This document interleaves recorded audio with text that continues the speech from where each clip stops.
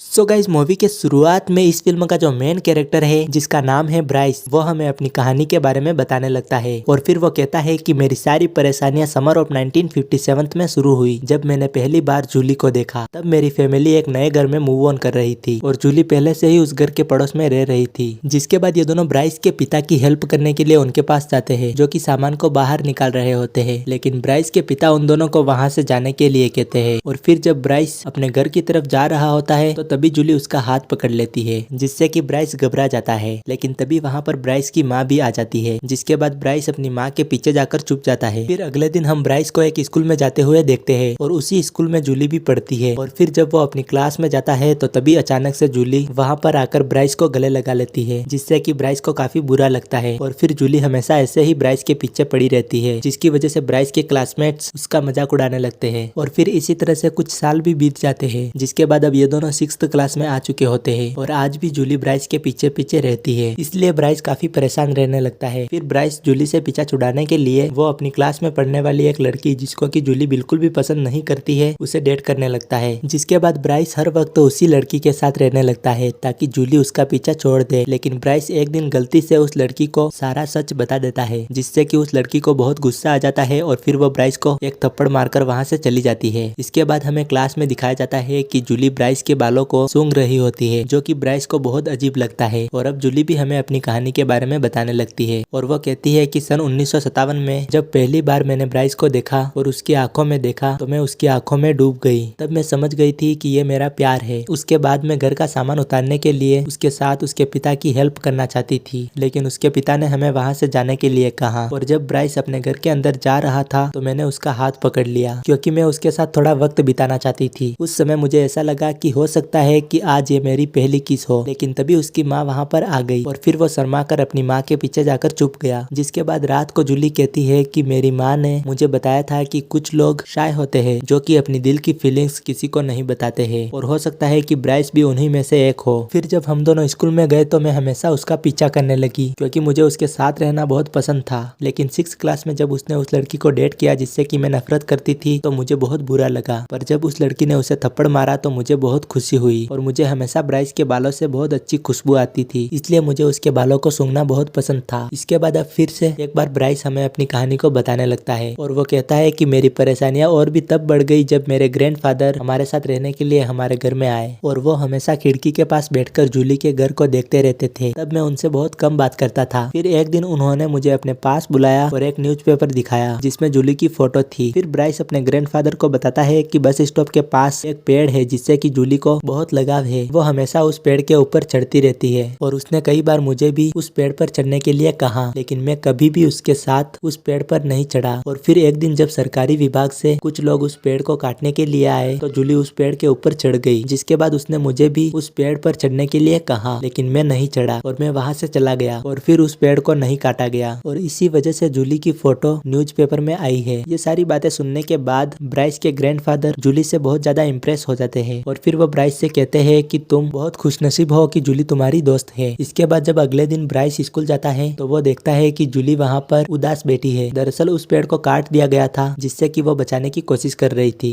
लेकिन अब ब्राइस चाहता है कि वो उसके पास जाए और उसका दर्द बांटे, लेकिन फिर उसे ऐसा लगता है कि अगर मैंने ऐसा किया तो कहीं जूली उसे प्यार न समझ ले। वहीं अब जूली हमें बताती है कि मेरे पिता एक पेंटर है और वो बहुत सुंदर सुंदर पेंटिंग बनाते हैं। और जब मैं एक दिन उनके पास गई तो उन्होंने मुझे कहा कि तुम हमेशा ब्राइस के बारे में बात करती हो। फिर जूली अपने पिता से कहती है कि मुझे उसकी आंखें और उसकी मुस्कुराहट बहुत अच्छी लगती है। जिसके बाद उसके पिता कहते हैं कि तुम कभी भी किसी को भी उसकी क्वालिटी देखकर पसंद नहीं कर सकते हो, तुम्हें उसके बारे में सब कुछ जान लेना चाहिए। तब जूली को उसके पिता की ये सारी बातें बिल्कुल भी समझ में नहीं आती है। जिसके बाद एक दिन एक पतंग एक पेड़ के ऊपर फंस जाती है और ये वही पेड़ होता है जिसे कि काटा गया था, जिसकी वजह से जूली उदास थी। फिर जूली जब उस पेड़ के ऊपर उस पतंग को उतारने के लिए जाती है तो वहाँ से वो पूरे शहर का नजारा देखती है, जो कि बहुत ही खूबसूरत होता है। इसके बाद वो हर रोज उस पेड़ के पास जाकर उसके ऊपर चढ़कर पूरे शहर को देखने लगी और जूली को ये सब करना बहुत अच्छा लगता था। फिर जिस दिन सरकारी कर्मचारी उस पेड़ को काटने के लिए आए थे तो वो उस पेड़ को बचाने के लिए उस पेड़ के ऊपर चढ़ गई थी और फिर उसने ब्राइस से भी उसकी मदद करने के लिए कहा था, लेकिन ब्राइस वहाँ से चला गया, जिससे कि जूली को बहुत बुरा लगा। पर जब उसके पिता उसी पेड़ की पेंटिंग बनाकर उसके लिए लाए तो उसे बहुत अच्छा लगा। इसके बाद अब उसे एक बात तो समझ में आ जाती है कि ब्राइस इतना भी अच्छा नहीं है जितना कि वो उसे समझ रही थी। फिर ब्राइस हमें बताता है कि मुझे अंडे खाना बिल्कुल भी पसंद नहीं है और जूली जिसके पास बहुत सारी मुर्गियां है वो हर रोज हमें मुर्गियों के अंडे लाकर देती थी जो कि मुझे बिल्कुल भी पसंद नहीं थे। और स्कूल में जब साइंस का एग्जीबिशन था तो उसमें भी जूली ने अपनी प्रेजेंटेशन में यही बताया था कि एक अंडे के अंदर से मुर्गी के बच्चे को बाहर कैसे निकाला जाता है, जिसकी वजह से वो उस एग्जीबिशन में फर्स्ट आई थी, जिसे देखकर मुझे बहुत बुरा लगा। फिर रात को जब ब्राइस अपने माता पिता के साथ खाना खा रहा होता है तो तभी उसके पिता उससे कहते हैं कि हमें रोस्टर की जरूरत है, तुम जूली से पूछ के आओ कि क्या उसके पास रोस्टर है। लेकिन वो जूली से बात नहीं करना चाहता था। फिर वो चुपके से अपने दोस्त के साथ मिलकर जूली के घर के अंदर झांकता है तो उसे वहाँ पर कहीं भी रोस्टर नहीं दिखता है। इसलिए फिर वो अपने पिता से कह देता है कि जूली के पास रोस्टर नहीं है। और फिर उसके पिता को लगता है कि जूली के घर में जो अंडे है वो अनहाइजीनिक है, इसलिए वो ब्राइस से कहते हैं कि जूली से कह देना कि अब हमें अंडों की जरूरत नहीं है। लेकिन ब्राइस जूली से बात नहीं करना चाहता है, इसलिए जूली जब उसे अंडे देने के लिए उसके पास आती है तो वो उन अंडों को डस्टबिन में फेंक देता है। फिर जूली हमें बताती है कि मैंने अपने साइंस प्रोजेक्ट के लिए एक अंडे के अंदर से मुर्गी के बच्चे को कैसे बाहर निकाला जाता है और कैसे उसे हीट देकर एक बच्चे में कन्वर्ट किया जाता है, ये प्रोजेक्ट चुना था जिसमें मुझे फर्स्ट प्राइज भी मिला था। और जब हमारी मुर्गियों ने अंडे दिए तो मैंने उनसे भी बच्चे बनाना शुरू कर दिया। फिर धीरे धीरे हमारे घर में बहुत सारे अंडे होने लगे और जब जूली को पता चलता है कि इतने सारे अंडों का हमारे घर में कोई इस्तेमाल नहीं है तो वो उन अंडों का बिजनेस करना शुरू कर देती है, जिसमें वो ब्राइस को भी हमेशा अंडे देने के लिए उसके पास जाती है। और फिर एक दिन ब्राइस उससे पूछता है कि तुम स्कूल बस में क्यों नहीं आती। दरअसल उस पेड़ के कटने के बाद से जूली कभी भी स्कूल बस में नहीं गई थी। फिर ब्राइस की इस बात को सुनकर जूली को यहाँ पर बहुत अच्छा लगता है और उसे लगता है कि ब्राइस अब मुझे पसंद करने लगा है, जिसके बाद वो उसके ही ख्यालों में खो जाती है। लेकिन तभी ब्राइस अपने घर से निकलता है और उसके हाथ में उसके घर का कचरा होता है और उस कचरे के ऊपर जूली ने जो उसे अंडे दिए थे वो अंडे भी होते हैं। ये सब देखकर जूली को बहुत बुरा लगता है। फिर ब्राइस उससे कहता है कि मेरे पिता को तुम्हारा घर बिल्कुल भी हाइजीनिक नहीं लगता है, क्योंकि तुम्हारे घर के बाहर कोई गार्डन भी नहीं है, इसलिए हम तुम्हारे घर के अंडे नहीं खा सकते हैं। ये सुनकर जूली को बहुत बुरा लगता है और फिर वो वहाँ से चली जाती है। जिसके बाद ब्राइस हमें बताता है कि उस घटना के बाद जूली ने मुझसे बात करना और मेरा पीछा करना भी बंद कर दिया, जिसकी वजह से मुझे और भी ज्यादा परेशानी होने लगी। फिर एक दिन जब मैंने उसके घर की तरफ देखा तो मैंने देखा कि मेरे ग्रैंडफादर उसके घर में काम कर रहे हैं, जिसे देखकर मुझे और भी गुस्सा आया। और रात को मेरे ग्रैंडफादर मेरे पास आकर मुझसे कहते हैं कि जूली ने मुझे अंडों के बारे में बताया। और फिर वो ब्राइस से कहते हैं कि तुम्हारा जो कैरेक्टर होता है वो इसी एज में डेवलप होता है और तुम्हारी जो परेशानियां और चैलेंजेस है उन्हें तुम्हें फेस करना चाहिए, तुम्हें इन सभी चीजों को एक्सेप्ट करना चाहिए। जिसके बाद अगले दिन दिखाया जाता है कि ब्राइस जूली के पास जाकर उससे माफी मांगता है, लेकिन जूली उसे माफ नहीं करती है। फिर रात को जब ब्राइस अपने पूरे परिवार के साथ बैठा होता है तभी ब्राइस के पिता ब्राइस के ग्रैंडफादर से कहते हैं कि तुम्हें जूली के घर पर बार बार नहीं जाना चाहिए। फिर ब्राइस के ग्रैंडफादर उनसे कहते हैं कि उसके यार्ड को साफ करने में मैं उनकी मदद कर रहा हूँ और उनकी फाइनेंशियल कंडीशन भी उतनी अच्छी नहीं है। जूली के पिता जितने भी पैसे कमाते हैं वो उन पैसों को अपने भाई के इलाज में लगा देते हैं। दरअसल जूली के जो अंकल है वो नॉर्मल नहीं है। ये सारी बातें सुनने के बाद ब्राइस के पिता कहते हैं कि इनका जीन्स ही खराब है। ऐसा सुनकर ब्राइस की माँ को बहुत गुस्सा आ जाता है और फिर वो उस जगह से चली जाती है। जिसके बाद ब्राइस अपने ग्रैंडफादर से पूछता है कि माँ को इतना ज्यादा गुस्सा क्यों आया। तब उसके ग्रैंडफादर उसे बताते हैं कि जब तुम्हारा जन्म हुआ था तब तुम्हारे गले में ट्यूब अटक गई थी और अगर उसे सही समय पर नहीं निकाला जाता तो तुम आज भी वैसे ही होते जैसे कि जूली के अंकल है। ये बात सुनकर ब्राइस को अच्छा नहीं लगता है और फिर उसे एहसास होता है कि मैं भी जूली के अंकल की तरह हो सकता था। इसके बाद जूली हमें बताती है कि ब्राइस ने मुझे कहा था कि उसके पिता को हमारा घर बहुत अनहाइजेनिक लगता है, इसलिए वो हमारे घर के अंडे नहीं खाते हैं। फिर मैंने अपने माता पिता से बात की और मैंने उनसे कहा कि मैं अपने यार्ड को साफ करना चाहती हूँ और फिर मैंने अपने यार्ड को साफ करना शुरू कर दिया। तभी ब्राइस के ग्रैंडफादर भी जूली के पास आ जाते हैं और वो वहाँ पर आकर जूली से कहते हैं कि मैंने न्यूज़पेपर में तुम्हारी फोटो देखी थी और अगर आज मेरी पत्नी जिंदा होती तो वो तुमसे मिलकर बहुत खुश होती। ऐसा बोलने के बाद वो जूली की मदद करना शुरू कर देते हैं, जिससे कि थोड़े ही दिनों में उनके बीच में काफी अच्छी खासी दोस्ती भी हो जाती है और जूली अब ब्राइस को बिल्कुल भी पसंद नहीं करती है और ये बात ब्राइस को अंदर ही अंदर खाए जा रही थी। जिसके बाद ब्राइस अब उसका पीछा करना शुरू कर देता है और जब वो क्लास में बैठे होते हैं तो ब्राइस उसी की तरफ देख रहा होता है और अब ब्राइस के दोस्त को उसके चक्कर के बारे में पता चल जाता है। जिसके बाद उसका दोस्त तो उसे लाइब्रेरी में ले जाता है जहाँ पर ब्राइस उसे बताता है कि अब वो जूली को पसंद करने लगा है और उसके अंदर अब जूली के लिए फीलिंग्स आने लगे हैं। ये सुनकर ब्राइस का दोस्त काफी ज्यादा हैरान हो जाता है और फिर वो ब्राइस से कहता है कि उसका घर तो कितना बेकार और अनहाइजेनिक है, तुम उससे कैसे प्यार कर सकते हो, तुम तो उससे नफरत करते थे। फिर ब्राइस बताता है कि जूली के अंकल की तबीयत ठीक नहीं है, वो एबनॉर्मल है, इसलिए जूली के पिता जितने भी पैसे कमाते कमाते हैं वो उनके ऊपर खर्च कर देते हैं। फिर ब्राइस का दोस्त उससे कहता है कि जूली भी अपने अंकल की तरह एबनॉर्मल है। ऐसा सुनकर ब्राइस को अंदर से बहुत गुस्सा आता है, लेकिन वो अपने गुस्से को दबाकर अपने दोस्त से कहता है कि हाँ तुम सही कह रहे हो। ये सब बोलने के बाद अब ब्राइस वहाँ से चला जाता है। वहीं अब जूली हमें अपनी कहानी बताती है और वो कहती है कि मैं अपने पिता के साथ अपने अंकल के बर्थडे पर उनसे मिलने के लिए गई थी और जब मैं उनसे मिली तो उन्होंने मेरी सारी फोटोज को बहुत संभाल कर रखा था। जिसके बाद वो आइसक्रीम खाने गए तो वहाँ पर जूली के अंकल की आइसक्रीम गिर जाती है, जिसकी वजह से वो वहाँ पर बहुत ही अजीब बिहेव करने लगते हैं। लेकिन इससे पहले कि वो पूरी तरह से आउट ऑफ कंट्रोल हो जाए तभी जूली उनके लिए एक और आइसक्रीम ले आती है और फिर वो शांत हो जाते हैं और जूली अपने अंकल से मिलकर आज बहुत खुश है। फिर जूली जब अपने घर पर जाती है तो उसकी माँ उसे बताती है कि ब्राइस के माता पिता ने हमें डिनर पर इनवाइट किया है। इसके बाद अगले दिन जूली स्कूल में अपनी दोस्त को यह बात बताती है कि ब्राइस के मम्मी पापा ने हमें डिनर पर इनवाइट किया है। फिर उसकी दोस्त कहती है कि आज जब तुम क्लास में बैठी थी तो ब्राइस बार बार तुम्हारी तरफ ही देख रहा था और मुझे लगता है कि अब वो तुम्हें पसंद करने लगा है। ये बात सुनकर जूली को बहुत अजीब लगता है। फिर ये दोनों भी लाइब्रेरी में जाती है और ये वही पल होता है जब ब्राइस अपने दोस्त से कहता है कि अब वो जूली को पसंद करने लगा है और साथ ही वो वहाँ पर जूली के अंकल के बारे में भी बताता है। जिसके बाद उसका दोस्त कहता है कि जूली भी अपने अंकल की तरह एबनॉर्मल है। तब ब्राइस को ये बात अच्छी नहीं लगती है, लेकिन वो अपने दोस्त को हाँ कहकर वहाँ से निकल जाता है और इस बात को जूली सुन लेती है। जिसके बाद अब रात को जूली की पूरी फैमिली ब्राइस के घर में डिनर करने के लिए आती है, जहाँ पर ब्राइस उससे बात करने की कोशिश करता है, लेकिन जूली उससे कहती है कि लाइब्रेरी में तुमने जो बात अपने दोस्त से कही थी कि मैं अपने अंकल की तरह एबनॉर्मल हूँ, वो बात मैंने सुन ली थी। ऐसा सुनकर ब्राइस को बहुत बुरा फील होता है, जिससे कि वो थोड़ा अनकंफर्टेबल हो जाता है। और यहाँ पर हमें ब्राइस के पिता को भी दिखाया जाता है, जो कि थोड़े से एरोगेंट होते हैं और यहाँ पर जूली के साथ उसके दो बड़े भाई भी आए होते हैं। फिर ब्राइस के पिता को लगता है कि वो कॉलेज नहीं जा सकते हैं क्योंकि उनकी फाइनेंशियल कंडीशन ज्यादा अच्छी नहीं है, लेकिन पहले से ही उन दोनों का कॉलेज में एडमिशन हो चुका होता है। फिर ब्राइस को यहाँ पर एहसास होता है कि वो भी अपने पिता की तरह एरोगेंट बन रहा है, जो कि बिल्कुल भी अच्छी बात नहीं है। इसके बाद अगले दिन स्कूल में बताया जाता है कि एक एक करके हर कोई लड़का स्टेज पर आएगा और फिर लड़कियां उसको डेट पर ले जाने के लिए बोलियां लगाएंगी और उससे जितने भी पैसे आएंगे वो सारे पैसे एनजीओ में डोनेट कर दिए जाएंगे। और अब वो समय भी आ जाता है जब डेट पर जाने के लिए उन लड़कों पर बोलियां लगती है और वहाँ पर स्टेज पर ब्राइस भी होता है, जो कि जूली की तरफ ही देख रहा होता है। तभी वहाँ पर ब्राइस से पहले एक लड़का सामने आता है जो कि बहुत ही इंटेलिजेंट होता है, लेकिन वो इतना अच्छा नहीं होता है, इसलिए कोई भी उस पर बोली नहीं लगाती है। ये देखकर जूली उस पर बोली लगाने लगती है, यानी कि अब वो उसके साथ डेट पर जाएगी। इसके बाद जब ब्राइस की बारी आती है तो उस पर उस स्कूल की सबसे अमीर लड़की सबसे बड़ी बोली लगाती है। जिसके बाद ये सब के सब लोग डेट पर चले जाते हैं, जहाँ पर कि ब्राइस उस लड़की से तो बात कर ही रहा होता है, लेकिन वो बार बार जूली की तरफ ही देख रहा होता है। और फिर वो वहाँ से उठकर जूली के पास जाता है और उसका हाथ पकड़कर उसे किस करने की कोशिश करता है, लेकिन तभी जूली उसका हाथ छुड़ाकर वहाँ से भाग जाती है। फिर ब्राइस उसके पीछे पीछे उसके घर पर भी चला जाता है, लेकिन जूली उससे बात नहीं करती है। फिर जूली हमें बताती है कि इस दौरान उसके दिमाग में क्या चल रहा था। वो बताती है कि जब स्कूल में लड़कों के साथ डेट पर जाने की बोली लग रही थी तब उसकी दोस्त उससे कह रही थी कि ब्राइस के ऊपर सबसे ऊंची बोली लगेगी, तुम्हें उस पर बोली लगानी चाहिए। लेकिन जूली उससे नाराज थी और वो उससे बात भी नहीं करना चाहती थी, पर फिर भी वो हमेशा उसके बारे में ही सोचती रहती है। और जब वो स्कूल में उस इवेंट के लिए जा रही होती है तभी उसकी पड़ोसन उसके अंडों का पेमेंट दे देती है, जिससे कि अब जूली के पास भी पैसे आ जाते हैं। लेकिन इवेंट से पहले उस स्कूल की सबसे अमीर लड़की जूली के पास आकर उससे कहती है कि तुम जीत नहीं पाओगी। और फिर जब इवेंट शुरू होता है तो जूली उस लड़के पर बोली लगाती है जिस लड़के पर कोई भी बोली नहीं लगाता है। और फिर जब ये सब लोग डेट पर जाते हैं तो उस समय ब्राइस जूली के पास आता है और उसका हाथ पकड़कर उसे किस करने वाला ही होता है। तभी जूली के मन में एक विचार आता है कि बचपन से वो इसी किस का इंतजार कर रही थी और ये पल इतना साधारण नहीं होना चाहिए, इसलिए जूली उसका हाथ छुड़ाकर वहाँ से चली गई। जिसके बाद जूली बहुत उदास हो जाती है और अगले दिन वो देखती है कि उसका गार्डन पूरी तरह से साफ हो चुका है और वहाँ पर ब्राइस एक गड्ढा खोद रहा होता है। फिर वो अपने पिता से पूछती है कि ब्राइस यहाँ पर गड्ढा क्यों खोद रहा है। तब वो उससे कहते हैं कि मैंने उसको ऐसा करने की परमिशन दी है। फिर जब वो अपने घर से बाहर जाती है तो वो देखती है कि ब्राइस उस गड्ढे में उसके फेवरेट पेड़ को लगा रहा होता है, जिसके ऊपर की वो हमेशा चढ़ा करती थी, जिसे कि काट दिया था। फिर ये सब देखकर जूली के दिल में उसके लिए जितनी भी नाराजगी और गुस्सा था वो सब खत्म हो जाता है और अब ये दोनों मिलकर उस गड्ढे में उस पेड़ को लगाने लगते हैं। जिसके बाद जूली ब्राइस से कहती है कि इतने सालों से हम दोनों एक दूसरे के आसपास रहे, लेकिन कभी भी हमने एक दूसरे से अच्छे से बात नहीं की। और अब ये दोनों उस पेड़ को लगा रहे होते हैं, तब मिट्टी डालते वक्त उन दोनों के हाथ एक दूसरे को टच कर लेते हैं। फिर ये दोनों एक दूसरे की आंखों में देखकर एक प्यारी सी स्माइल करते हैं, जिससे कि हमें पता चलता है कि अब ये दोनों एक दूसरे को एक्सेप्ट कर चुके हैं। तो भाई लोगों, इस तरह से हो जाती है इस फिल्म की भी हैप्पी एंडिंग। और आपको ये फिल्म कैसी लगी आप हमें कमेंट में जरूर बताना। तब तक के लिए जय हिंद जय भारत।